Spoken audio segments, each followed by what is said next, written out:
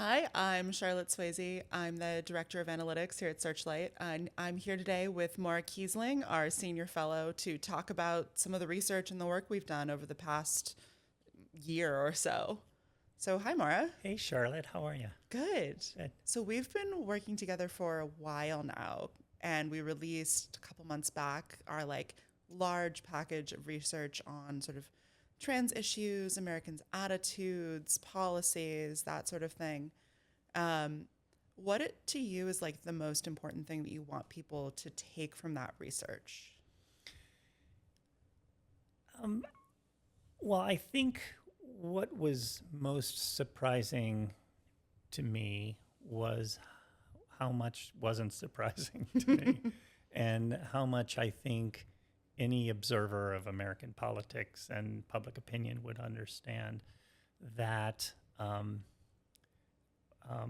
we've, at least for a while, lost the sports argument. Mm-hmm. Um, Most Americans do not feel comfortable with trans people in sports. And I want to be clear, it is because it's been framed entirely wrong, not just by the Republicans, but also by trans activists and et cetera, where we should have been talking about, in my opinion, how 6-year-old Jessica wants to just play soccer with her friends. We have the Republicans saying these men are going to play and hurt girls and blah blah, and it's men and girls, and it's just so horribly dehumanizing and stuff. But it's probably worked. And oh, sorry, go ahead. No. The other thing I think we saw more in our focus groups was that that kind of rhetoric actually goes further than voters are comfortable with, and that fundamentally they're not interested in being cruel to children, which was, I kind of found it heartening that at the same time as this is a really difficult issue where most Americans are just not comfortable with trans children in sports, they also don't want to be monsters. They fundamentally want children to have a good time. Yes, absolutely. But I think, and I would also say that the CNN survey that was released today sort of verifies this. There are a lot of people who are just sort of upset with, they say wokeness, but that just means not their tribe, almost. And I think that's very true. We saw that in the numbers, that people don't want to be cruel, which is partly why they took the sports argument away from little kids, and put the healthcare, medical care argument back down to kids, because they're protecting kids. They say they are not. I could go on about it, but number one, they just are not dealing with the priorities that the Americans want them to. Mm-hmm. They are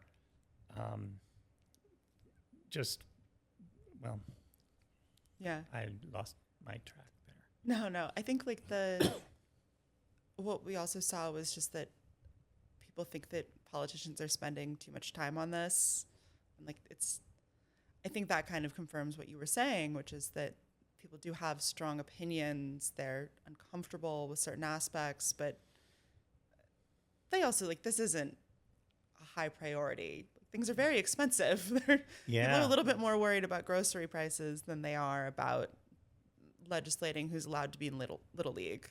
Yeah, absolutely. The sports thing again. I just think we've lost it. I mean, we've even lost trans people on the sports argument. We fell for the trap of focusing on college player or just elite players, whether it's the Olympics or professional sports or the NCAA. And I think we kind of lost people on that. Mm-hmm.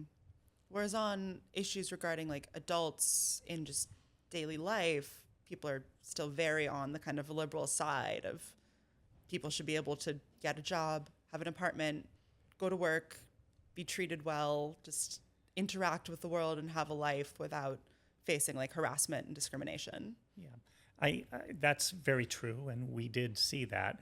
We also saw a misunderstanding about what that means. It does mean that, or it should mean that people also have to respect me for who I am. But you know, there's virtue signaling, and there's kind of the opposite. Yeah. And people want to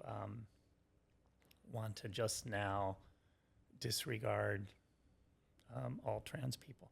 I just saw today in the newspaper an intersex teacher in Florida was fired because a parent of one of his students claimed that he identified as transgender. That's awful. And yeah, and that's what the sports rules are going to come down to, where people are going to sort of become very uncomfortable with how almost all women are going to have to be checked. Yeah, I mean, I think that is like the place where you sort of see the failings of the Republican approach, just that like even where they have public opinion on their side in terms of these sort of very conservative values that Americans hold, it's the actual like enforcement of it and the like overreach into people's lives is where it really starts to fall apart and starts to go beyond what Americans are comfortable with. Yeah. Which is somewhat hopeful, I guess, in that at their base, Americans are kind of generally pretty liberal when it comes to people's individual rights, but it is still not an issue with a very strong foundation for Democrats. Right. I think that's very true. Yeah. So we're getting closer to kind of midterm season. And I know you've been thinking a lot about how Democrats should like respond to attacks on this, like how you handle these like really nasty ads and campaigns. Can you say like a little bit about just how you think candidates should respond, how to handle responding but not falling into Republican traps on this, things like that? Yeah, absolutely. First, I want to say that I was in Donald Trump's first anti-trans ad, the one where Kamala Harris, it opens with Kamala Harris sitting and talking with me, and she makes a policy position, and then they say how shocked they are. And then the very clever tagline at the end of the ad, I don't like it, but it's very clever, is Kamala Harris is for they, them, Donald Trump is for you. I was in that ad. It was a bit of a surprise. I had interviewed Kamala Harris when she ran for president the first time in 2019. And they then spent about $250 million on anti-trans ads, not just in the presidential race, but in lots of Senate races. What we know from that, and what we're already seeing this year, is that every Democrat is probably going to be accused of supporting trans people, and they're going to say horrible things. And even if they've never made a public statement about trans people, they are going to be attacked. So what they have to do is, first of all, not avoid the subject. A Democratic operative I know said that the Republicans are not attacking trans people. They're attacking Democrats, but using trans people as a prop. And I think that's right. And then what he said was, what they're saying about trans people is that they're evasive and beholden to radical activists. So the way to beat that is to not be those things, is to not be beholden to trans activists or radical activists, to not be evasive, to not be weird, Weird is a word they're using a lot in the Texas race. And how you do that is you don't be evasive. You can't just say, someone says, oh, you support trans people. You can't just say affordability.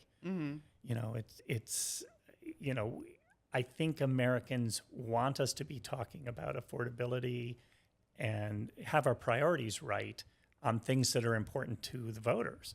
And I don't think trans people are very important to most voters.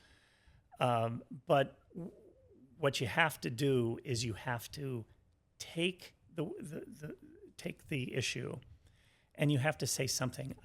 I think Governor Evers of Wisconsin said something really great when he vetoed the trans bills. He said, I've always said I would never sign a bill into law that did not make all Wisconsinites feel welcome and safe. That's the way to do it. There's no magic words. There's lots of different answers you can give. So do it. I'm talking to the candidates here. Do it in a way that matches your style and your values. So it's okay to say, for instance, I don't think there should be in elite sports there should be trans women playing with women. That should be okay. I know it's not okay in everywhere or in all circles. But if you say that, you then have to say something else like, I don't think I am the expert on that. Those decisions should be made by the experts. The trans health care issue, the Republicans are framing it like they only care about protecting children, but they're shutting down all sorts of things. There's a policy before in the White House now where almost anybody could lose federal funding if they support trans health care. So it's sort of fake what they're doing, but you have to say, this is not a decision I want to make. Or, with parents, this is a hard decision to make. And the government shouldn't be making it harder for parents of any child to seek the health care they need. You just have to think about your values, think about your style, and insert it. And then the last thing I would say is just avoid the gotcha questions. Do not answer how many genders are there. Do not accept the premise of, do you think boys should play in girls' sports? That's not what we're talking about. That's what nobody's talking about but the Republicans. We're talking about girls playing girls' sports. We're talking about little Jessica playing soccer with her friends, like she should be able to. Absolutely. I think it sounds like most of the sort of very successful responses on this have combined being willing to sort of meet voters where they're at, where a lot of voters are kind of uncomfortable with social shifts. They're not really sure what's going on. They might not know trans people personally. They're worried about kids. They're worried about culture.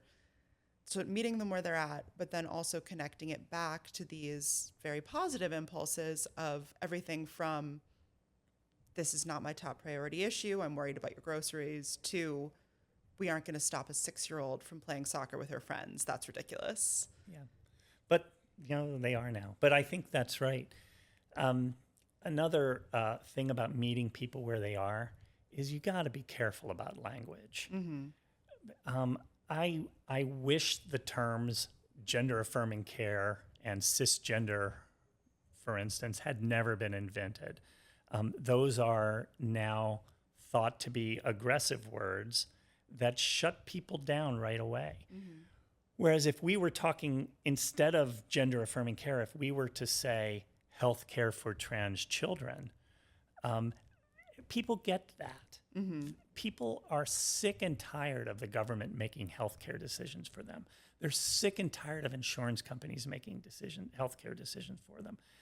They don't have any anchor around gender affirming care, and it actively hurts trans people and trans children and the trans community when we use the term gender affirming care. I think the other thing, we ran a question where to one half of the sample, we asked about just like, is it bullying to refer to someone as like a gender other than they are, or like not use the gender that they are? And the other half, we asked about like using pronouns.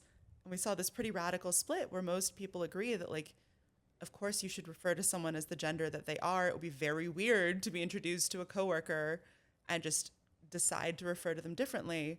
Yeah. But if you ask about pronouns, people are like, well, that's fine. It's actually okay I don't want to use pronouns because those are scary. Yeah. When we were, before we did the poll, when we were finishing the questionnaire, you and I had a conversation about that. Yeah. And you said, well, I think pronouns are too loaded. And that's what we found out, that pronouns, people never knew about pronouns. You know, most Americans didn't know what a pronoun was 20 years ago. And now pronouns are what they think of as radical activists requiring and enforcing. And they will use terms like enforce. And that's where we get lost on that. But it's the wording is super important. And you want to be, I was about to swear. I've gone 10 minutes here without swearing, and I started in political campaigns, so I swear a lot.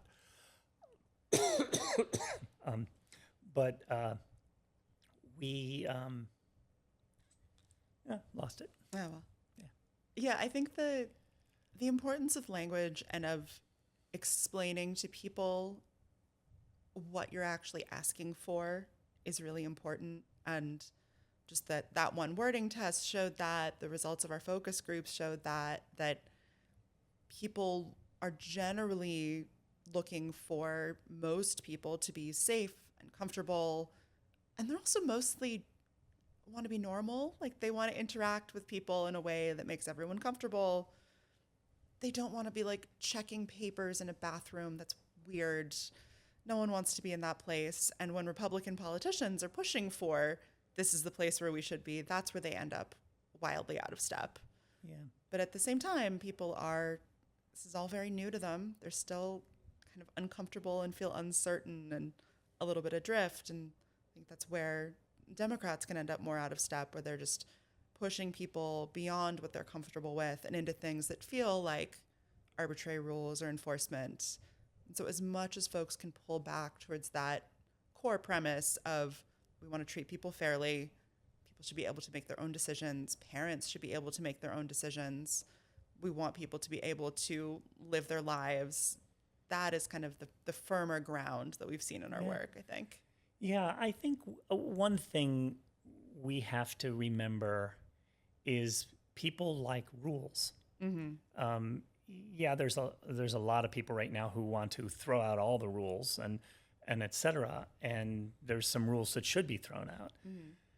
But LGBT activists and trans activists have seemed like they have been.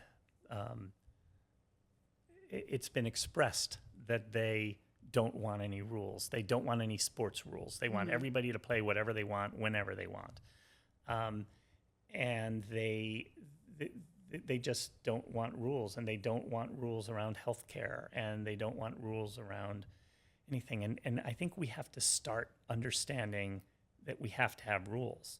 One of the rules that LGBT activists, I think, have really dropped the ball on is the rule that parents get to make decisions for their kids. Now, not in all cases, but even in the cases where somebody has a non-supportive parent, even in the cases of abortion access, for instance,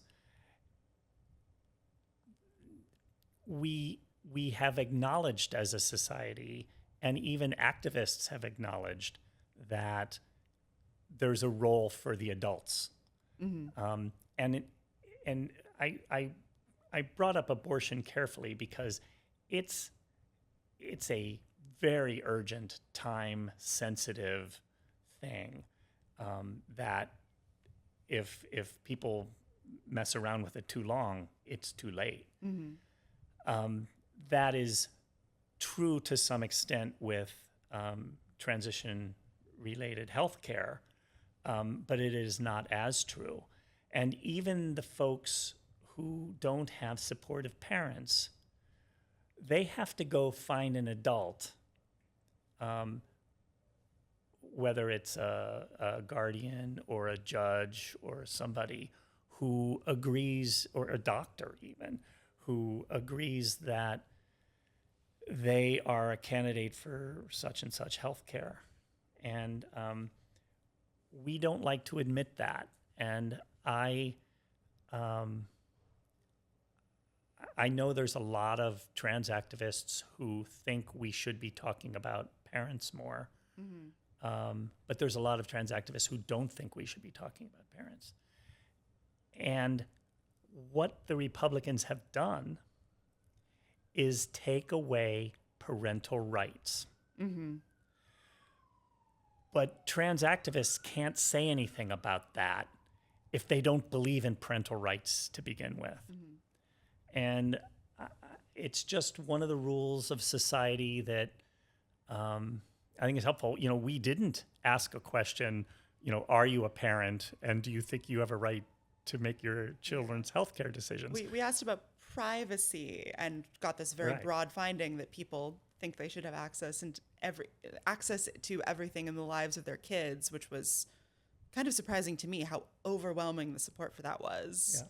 But we didn't ask about like parents and healthcare decisions, although I imagine that would have come back also overwhelmingly supportive. Absolutely. If we had asked parents, for instance, what do you think you have a right to make your children's healthcare decisions? Almost every single parent would have said yes. And, you know, that is true, that not all of them will make the right decision. Not all of them will seek the right information. But either they have a right to do it or they don't.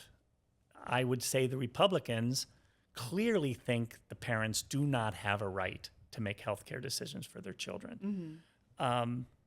And I think we should have that position, because the way it's going now, it will be really hard for any parent to make that decision soon.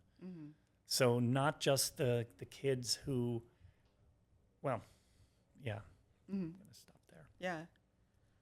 So I think the other interesting thing for me about like doing this work and going through like rounds of polling and getting it back and going over it with you is we got some of these results back, and I think my first reaction and the first reaction of a lot of folks here was to sort of be a little bit depressed about like, well, okay, people are very, very conservative when it comes to children. They're very opposed to childhood transition. They're sort of nervous about sports. And I think you had a reaction where you were much more like almost positive about some of the results, because the support for adult transition, adult access to medical care, non-discrimination was quite high. And the opposition to sort of overreaching policies around children was also pretty solid. So I think it was a really interesting experience for us to work with you, who has this like very long history on the issue, who kind of, you have this ability to like see progress and movement that those of us who are just younger and have been working in this space for far less long don't, which was just like a really fascinating part of kind of going through all this work. Yeah. Oh, it's, I think you're right. I saw a lot of hope in the survey. I also saw a lot of strategy. and a lot of things we've done wrong and that I've done wrong. Yeah, I think that's very true. In 2017, in the spring of 2017, I was meeting with a group of Democratic senators. And this one senator, she said,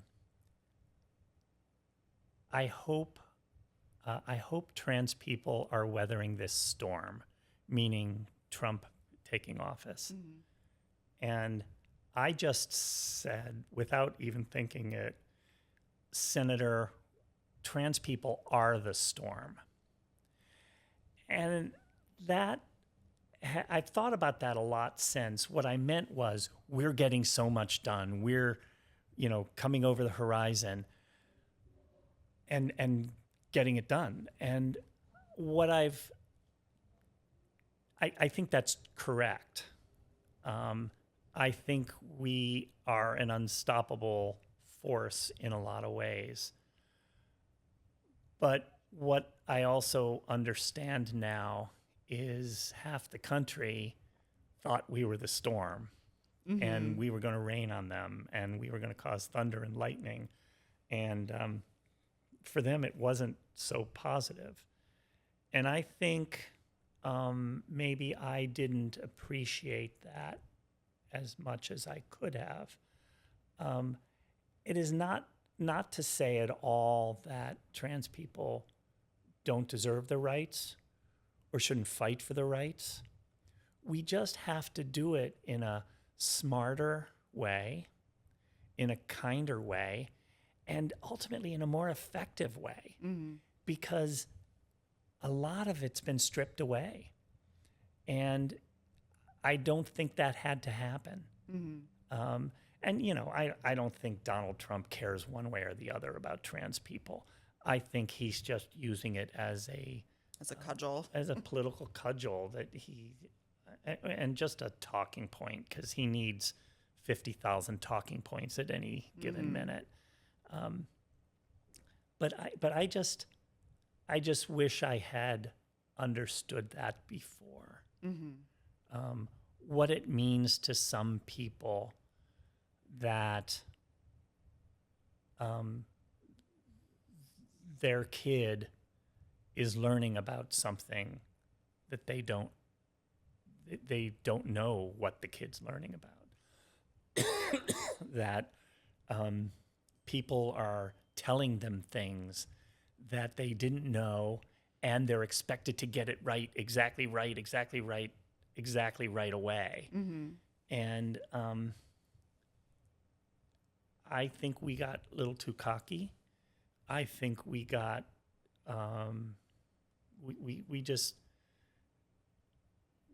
we didn't win. We were winning. We were winning really fairly big. I mean, I think it was the fastest moving social justice movement in history. And that's going to face some backlash. And I don't think we saw the backlash, or we took the backlash into account while we were talking, while we were thinking, and while we were appreciating that we live in a pluralistic society. We're insisting that we live in a pluralistic society, but then kind of breaking the rules of pluralism and insisting that everybody be the same. And I think that got us into a little trouble. Yeah. So I think I have just like one more question. So you mentioned this earlier. You did that interview with Kamala Harris that spawned the sort of Kamala's for they them ad. What was that like to go from doing that interview to a number of years later having that be everywhere? What was that experience like for you? It was odd. The only time I've ever been recognized on the street by a non-trans person was after that ad. Oh, are you the one who was in those ads talking to Kamala Harris? She was she was gracious and wonderful and fine, and yes, she was taken out of context, and she was taken out of context less even because of what she said than the tagline of the ad, which was Kamala Harris is for they, them, Donald Trump is for you. That was a really good, political tagline. I mean, it was vicious and putrid, but it was a good tagline. And that took the whole thing out of context. They were saying Kamala Harris cares more about transgender prisoners than she cares about you. And that's just not true. And, surprise, Donald Trump cares more about himself than he cares about you. But I guess people think that's okay. Yeah. Yeah, that was such an interesting and like awful but also complicated moment where he was sort of using this issue as a way to dodge the fact that he also is not that interested in the interests of most American people. Yeah, no, I think that's absolutely right. And when I first heard about it, about a month before the ad happened, somebody had accused Kamala Harris of being in favor of prisoners getting health care, which, by the way, is the only absolute constitutional protection for trans health care. The Supreme Court has said for centuries, if you deny health care to prisoners, it is cruel and unusual punishment, and it is against the Eighth Amendment. So she was just basically saying, I did my job as Attorney General. So somebody accused her of that, and somebody else said, that's ridiculous. And then Elon Musk put my interview with Kamala Harris on X.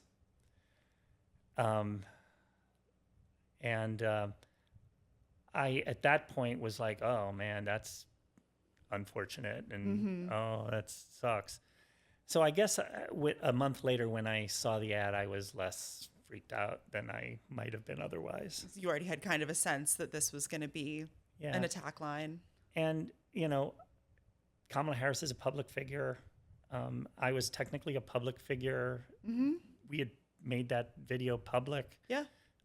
So there wasn't a lawsuit. Donald Trump probably would have sued me anyway. But there wasn't anything I could do legally. So there you go. Yeah. I think it's the experience of having seen Kamala Harris give that statement where the actual policy content is nothing. It's I will follow the law. I will follow the Constitution. Yeah. And watching that get turned into this like constant hit based on both her wording and just embedding it in the content of an ad, I feel like it seems to me like it's informed your concern about making sure that politicians know how to talk about this and know how to just avoid giving Republicans easy wins or getting tripped up or getting uncomfortable and just putting themselves in a place where they then have a clip that's going to haunt them for the next 10 years. Yeah. And by the way, I really want Democratic candidates to stand by their values and their convictions. And I just think they should do that. And if the Democratic Party isn't for human rights, then we might as well be Republicans. Yeah. Yeah, I think it is important to sort of make it clear that you want candidates to be careful how they talk about things and answer people's questions in ways that are reasonable and show the American people that you are you understand them and you're on their side and you are not pushing them too far, but also fundamentally this is a human rights issue. And there is nothing in any of our research or any of your experience says that Democrats need to abandon the issue. Like that is categorically not the case. Absolutely not. Um, Correct. and I think it's important to keep people from getting too depressed and saying like, oh, this is a lost cause, because it's not.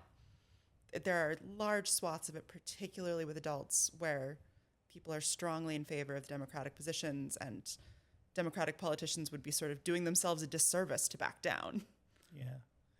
I, you know,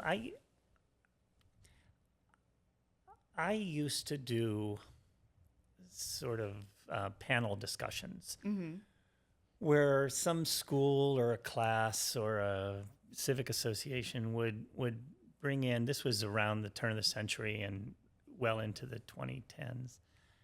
And I would be on a panel with some regular trans people. And I say regular in particular because what would always happen is one of them would say, you know, we're ordinary people like everybody else. We have jobs. We have elderly parents we have to take care of. We have pets we have to walk. We have to survive and make money and do all of that. So we're just ordinary people. And I just always sort of chafed with that because I got what they meant. We do have lives, but every trans person I've met has not been ordinary, has been absolutely extraordinary. And I think we have forgotten that, and we have forgotten to tell the stories of real extraordinariness and real ordinariness. And I think once we start getting back to that, we'll get back on track.